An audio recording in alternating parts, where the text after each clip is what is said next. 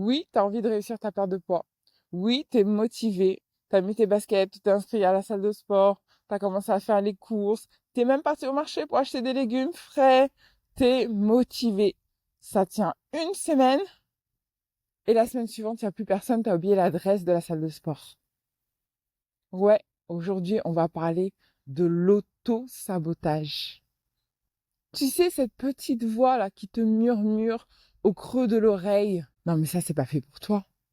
Non, mais vas-y, on va faire ça plutôt à la place de ça.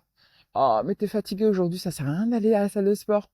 Ouais, on va s'attaquer à ça aujourd'hui. Bienvenue dans ce nouvel épisode de podcast.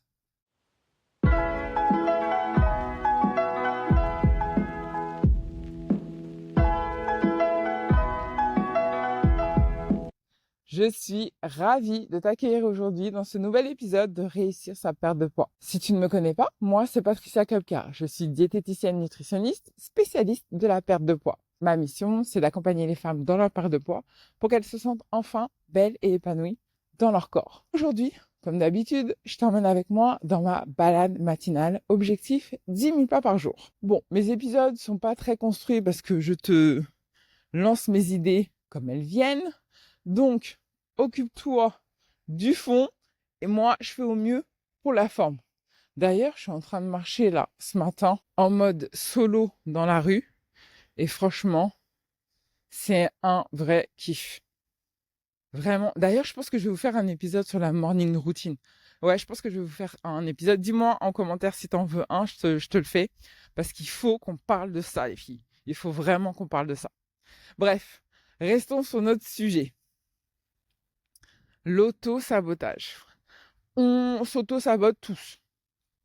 Tous et toutes. On a différentes formes d'auto-sabotage. Mais dans l'ensemble, on a tous cette petite voix qui nous met des bâtons dans les roues quand on veut faire quelque chose. Ça, c'est normal. Ce que je veux t'expliquer dans cet épisode, c'est pas la partie physique, physiologique, l'explication mécanique de l'auto-sabotage au niveau des neurosciences. Il y en a qui le font très bien. Donc, je t'invite à aller les regarder, chiner un petit peu sur YouTube ou sur les podcasts. Voilà. Il y en a qui le font très bien.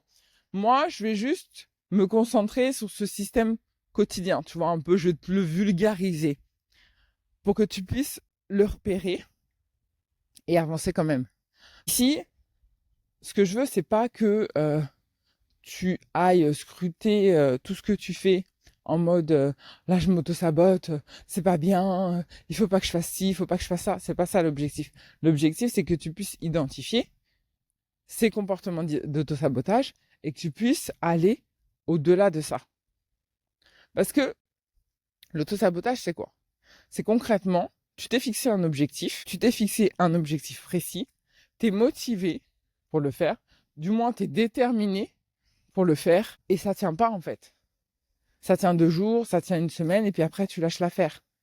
Ou au moment où tu vas commencer, où tu commences à lancer les premières actions, et puis finalement, tu retournes dans tes travers au bout de quelques heures. Parfois même, tu t'en rends pas compte. Tu penses avancer dans la bonne direction, tu penses être en train de mener des actions pour atteindre ton objectif, et finalement, tu t'aperçois que tu as plus fait du mouvement plutôt que des actions concrètes pour avancer dans ton objectif. L'auto-sabotage, c'est vraiment subtil. Mais c'est surtout lié à une peur. Tu t'auto-sabotes parce que tu as peur. Parfois, tu en as conscience. Parfois, tu n'en as pas du tout conscience. Parfois, tu es dans le déni. Parfois, tu es dans le déni. Tu es persuadé que non, mais c'est ça que j'ai envie, c'est ça que je veux, tatati, tatata. Oui, ok, d'accord. Mais concrètement, pourquoi ça avance pas? Pourquoi tu trouves toujours une excuse? Pourquoi tu attends que ce soit parfait avant de le faire? Parce que tu as peur. Tu as peur de l'échec, tu as peur du rejet, tu as peur de ne pas être légitime, tu as peur de quoi? C'est de la peur. Cherche pas à discuter, cherche pas à renier, c'est de la peur. Maintenant que tu as cette information, je t'invite à regarder sur les derniers objectifs que tu t'es fixés. On va se focus sur la perte de poids, mais bien sûr, ça marche sur n'importe quel objectif. Sur les derniers objectifs que tu t'es fixés, je t'invite à regarder pourquoi t'es pas allé au bout. Quelle excuse tu t'es trouvé pour ne pas aller au bout? Tu as commencé à manger équilibré. Okay. Tu as bien tenu du lundi au jeudi. Vendredi, c'était la fin de semaine. Bon, elle est fatiguée. Tu es parti faire un resto entre copines ou en famille. Et après, ça a été la porte ouverte.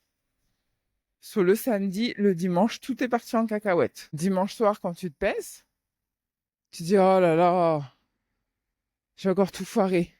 Non, lundi, je m'y mets à fond. Là, j'ai envie que tu te poses et que tu essayes de trouver quelle est l'excuse que tu t'es trouvée pour ne pas continuer à manger équilibré. Ton système d'auto-sabotage, il commence là.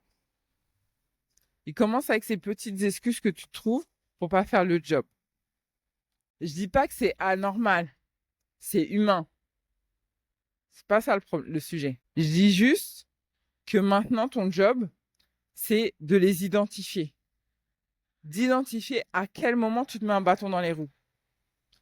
Je reprends ce même exemple. Vendredi, tu as mangé au resto. Alors que toute ta semaine, tu avais mangé équilibré. Mais en vrai, qu'est-ce qui t'empêche de manger équilibré le samedi et le dimanche d'après? Qu'est-ce qui t'empêche?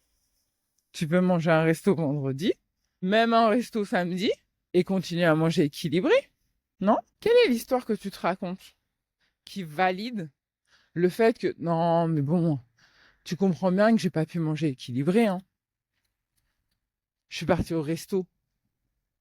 Ça a déjà tout flingué. Ma question, c'est, est-ce que tu penses vraiment que tu vas réussir? Est-ce que, sincèrement, au fond de toi, tu penses que tu es capable de réussir?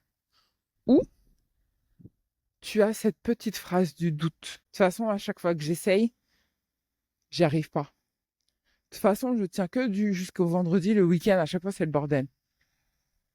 De toute façon, je suis pas une meuf disciplinée, moi, je n'ai pas de volonté. Est-ce que ces petites phrases ne seraient-elles pas tes petits bâtons d'auto-sabotage? Un autre petit exemple. Ça y est, tu es à fond dans ta perte de poids, tu as rééquilibré ton alimentation, tu es plutôt à l'aise, c'est plutôt facile même, et tu vois que le chiffre descend sur la balance. Tu as réussi à perdre correctement et tu commences à atteindre les moins 5 kilos. Tu commences à voir que ton objectif de moins 10, il n'est pas si loin que ça. Et bizarrement, dès que tu franchis ces moins 5 kilos, tu es content, ça te fait trop plaisir, mais tu commences à accepter plus souvent des restos. Tu commences à aller moins souvent à la salle de sport. Tu commences à succomber un peu plus souvent à tes envies de sucrer. Là où tu disais non, tu commences à dire plus souvent oui. Et bizarrement, tu te repèses et tu vois que tu as pris 1 kilo. J'ai envie de te dire, quelle est la petite phrase que tu te racontes à ce moment-là? Quelle est la petite phrase qui est venue se glisser dans ton oreille quand tu as atteint ce palier des moins 5 kilos? Après la satisfaction, après le fait d'être contente, quelle est la petite phrase qui est venue se glisser quand tu as pris ce verre de soda et que tu as mangé cette viennoiserie alors que d'habitude tu les prends pas? Ils sont là, tes bâtons d'auto-sabotage. Et plus vite tu vas les identifier, plus vite tu vas identifier quelle est la peur derrière et plus tu vas pouvoir t'en débarrasser. Ou du moins, faire en sorte qu'ils ne prennent pas le pas sur tes objectifs. Je vais te citer un petit peu les peurs qui reviennent, que je vois fréquemment.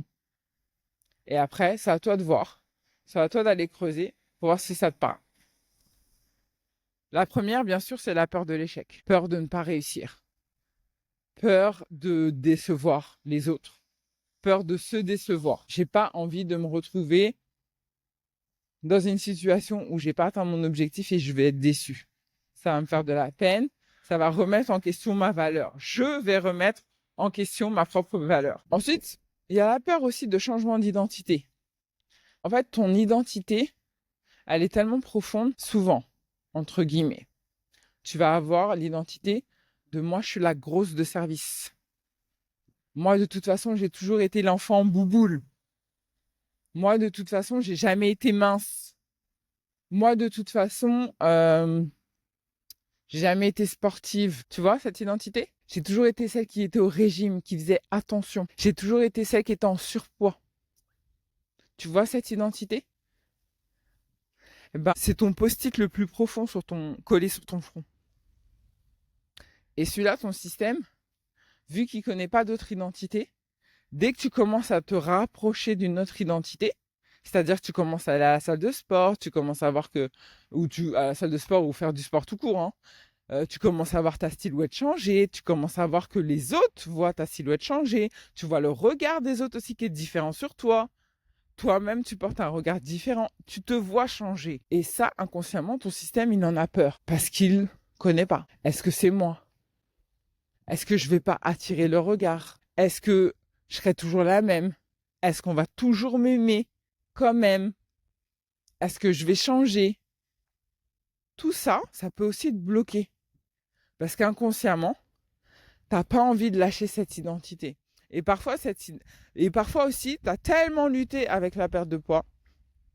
Ça fait tellement d'années que tu es en train de te battre avec ton poids que ça même, c'est une identité. Consciemment, ça devient ton mode de fonctionnement. Ce qui fait que ton système ne connaît que ce mode de fonctionnement. Et demain, si tu lui dis, OK, on arrête les régimes, maintenant c'est fini, le système, il panique.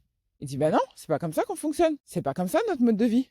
Nous, on a l'habitude de faire ça. On a l'habitude de commencer à contrôler nos calories avant l'été. On a l'habitude de s'inscrire à la salle de sport au mois de janvier et puis de lâcher au mois de mars. C'est comme ça qu'on fonctionne. Et en fait, ton système, il est tellement habitué à fonctionner comme ça que c'est sa zone de confort, c'est sa normalité. Et toi, tu viens lui dire, hey, ça fait 20 ans qu'on fonctionne comme ça fait 10 ans qu'on fonctionne comme ça, viens, on change la donne. Viens, on change les choses. Viens, on fait différemment, là, maintenant, tout de suite. Et ton système, il panique. Et il te renvoie à ce qu'il connaît. Donc, au moment où tu es lancé dans ta perte de poids, au moment où tu commences à avoir des résultats, bizarrement, tu commences à faire 2 pas en arrière. Alors que tu étais lancé. Peut-être que cette histoire elle va te parler, peut-être pas du tout, peut-être que les exemples que je t'ai donnés vont te parler d'ailleurs ou pas. Donc d'ailleurs, je t'invite à me le dire en commentaire. Ça me permet de savoir si je suis dans le faux ou pas. Mais je t'invite vraiment à faire ce travail-là, encore une fois, pour être dans la bienveillance, pour identifier et te dire, ah ok, là je suis en train de m'auto-saboter. Là je comprends. Je comprends pourquoi j'ai fait ci, je comprends pourquoi j'ai fait ça. Ok. De quoi j'ai peur? Assis-toi, pose-toi et demande-toi de quoi j'ai peur. Ton système, il va te répondre. De quoi j'ai peur? Une fois que tu as identifié ta peur, ok, est-ce que cette peur est vraiment fondée? Généralement non. Généralement non. Mais le fait de l'identifier, tu vas pouvoir dire, ok, je sais que j'ai peur de ça, très bien, mais on va continuer quand même. On verra ce que ça va donner. L'auto-sabotage, c'est ça. C'est juste le moyen que ton système a trouvé pour éviter que tu aies peur, pour éviter que tu sois confronté à cette douleur, à cette souffrance qu'est la peur. Si aujourd'hui, tu veux perdre du poids, tu sens que tu as des blocages, tu sens que tu as des freins qui t'empêchent d'aller jusqu'au bout.